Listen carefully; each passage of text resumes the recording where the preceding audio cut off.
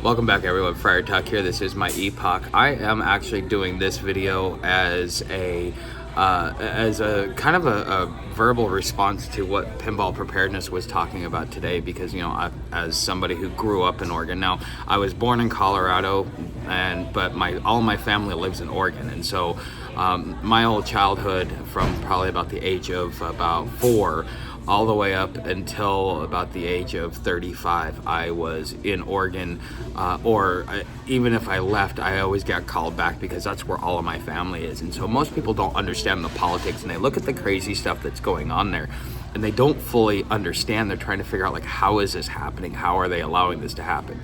Well, the thing is as the government becomes more and more totalitarian, you're going to see things like this happening, that happen in Oregon, happening all across the country, because Oregon is one of those places where they kind of used it as a place to lay the groundwork. So let me kind of give you a little bit of my family history of Oregon.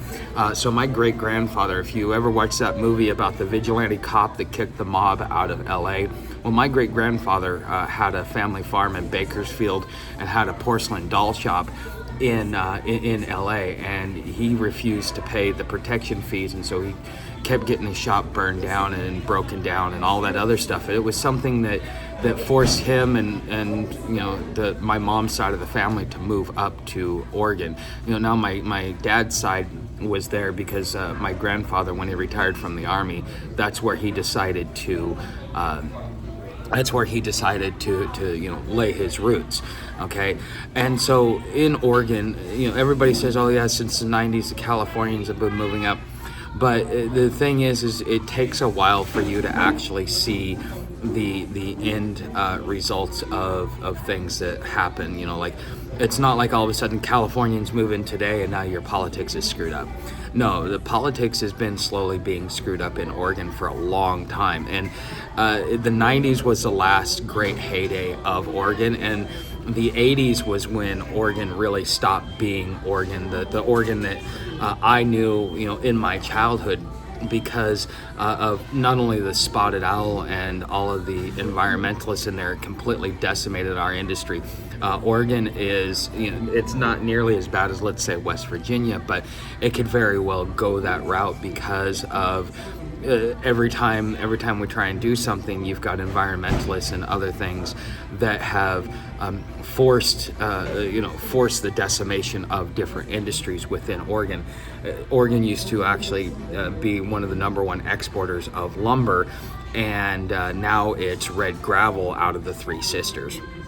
Okay, but Oregon keeps trying to make a comeback, but every time we do, you've got somebody coming in there and just ripping the carpet out from under our industry.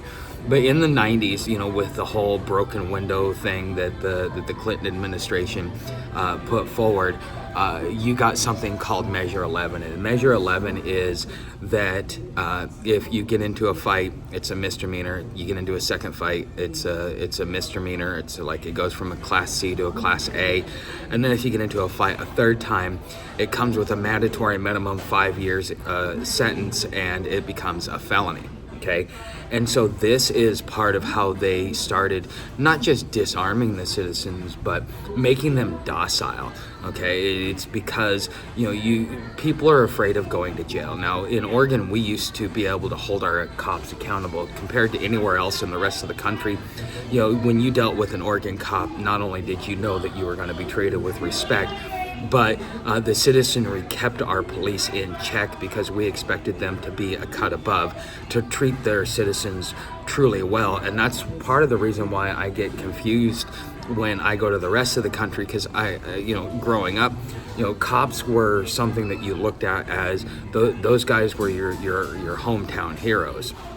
Okay, and they did the best that they could, but they were always kind, respectful, and they understood their place, that they were employees of the citizens. But the thing is, as all these Californians keep moving in, and it really started to get out of hand in the early 2000s. I remember I was smoking in front of my workplace, but at that time you had to stand 10 feet away from a door. Well, I moved 20 feet away from the door, and I went out, I had my cigarette, and you have this crazy Californian that just moved in there, and this girl comes up, starts screaming in my face, telling me how I'm giving her cancer and how I'm, all these horrible things I'm doing because I'm standing there smoking outside of my work. I was working in downtown Portland at the time, doing surveys over the phone.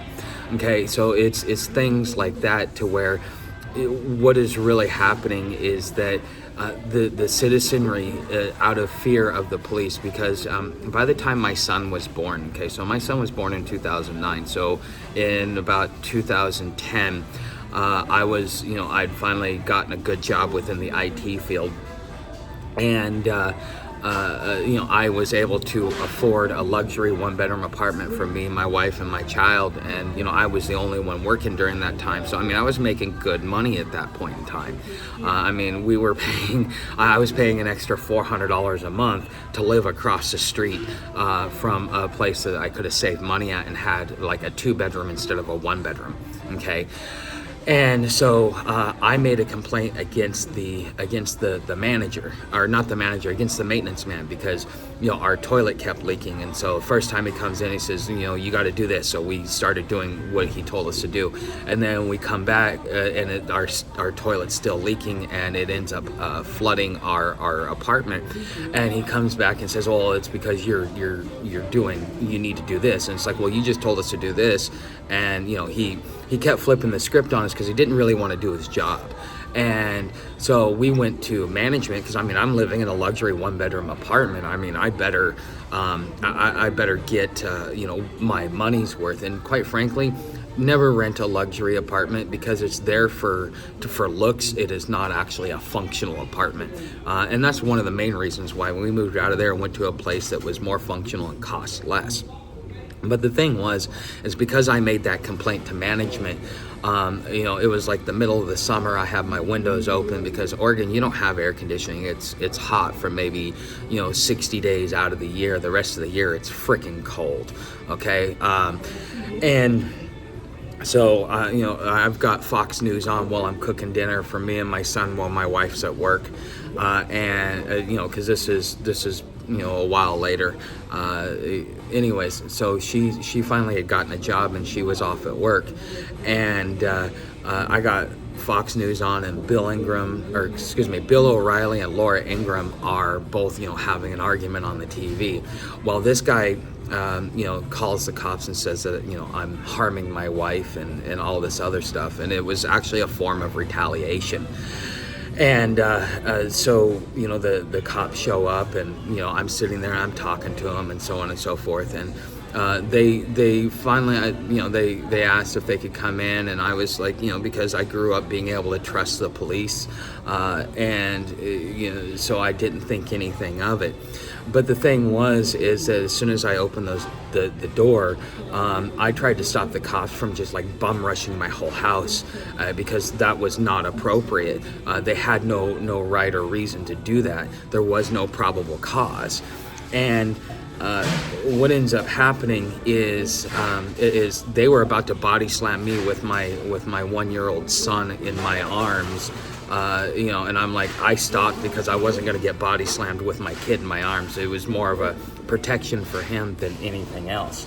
And so, afterwards I called up and I complained to the police department. I says, look, they had no right to do this. I don't even know why you were here. There was, I told them what was going on with the TV and everything else like that. Because it's the middle of July. It's hot as hell, and I talked to the supervisor. He's like, yeah, I stood outside your window and I heard a man and a woman fighting, and yeah, we thought a woman was in danger, and da da da da da da da da da.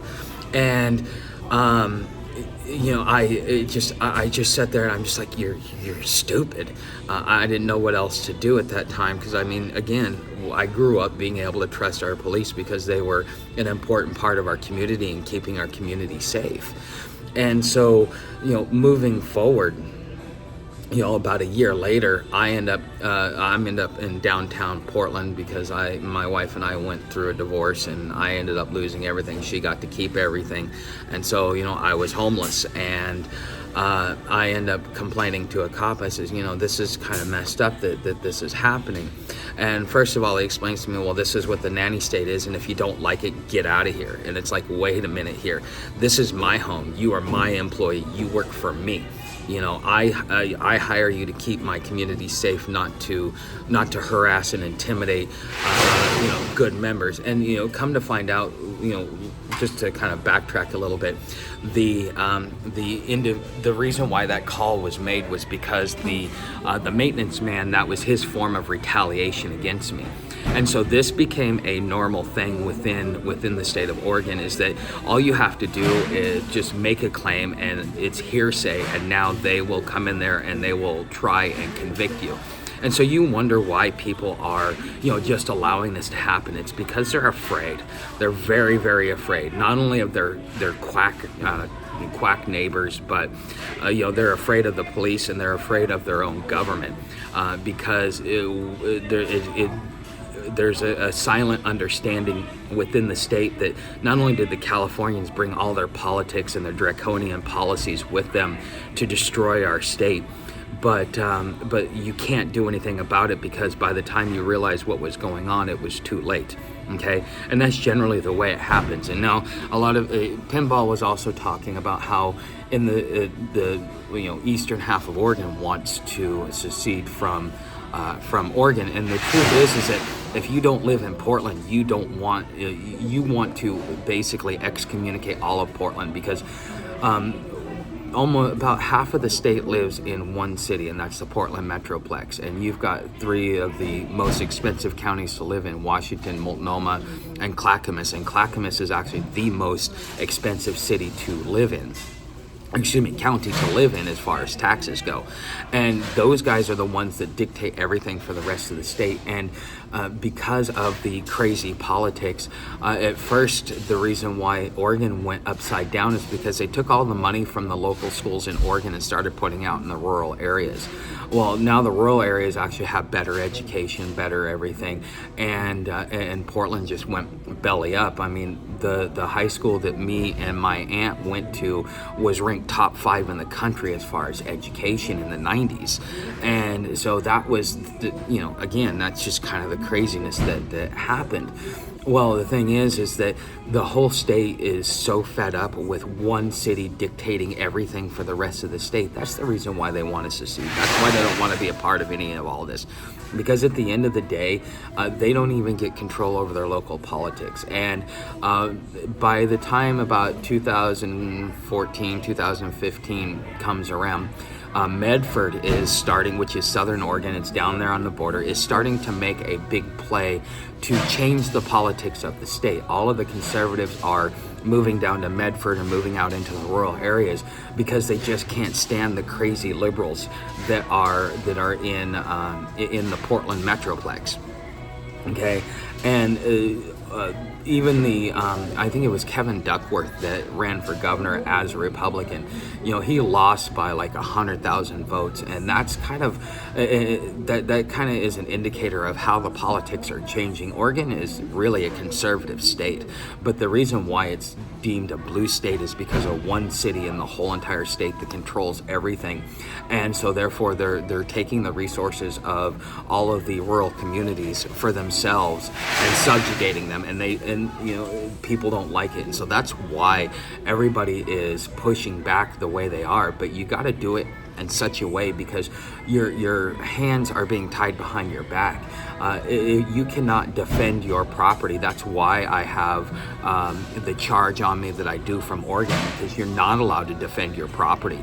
If an intruder comes into your home, you are expected to leave to a safe distance, and then call the police and hope that they show up on time. I mean, that's just absolutely crazy.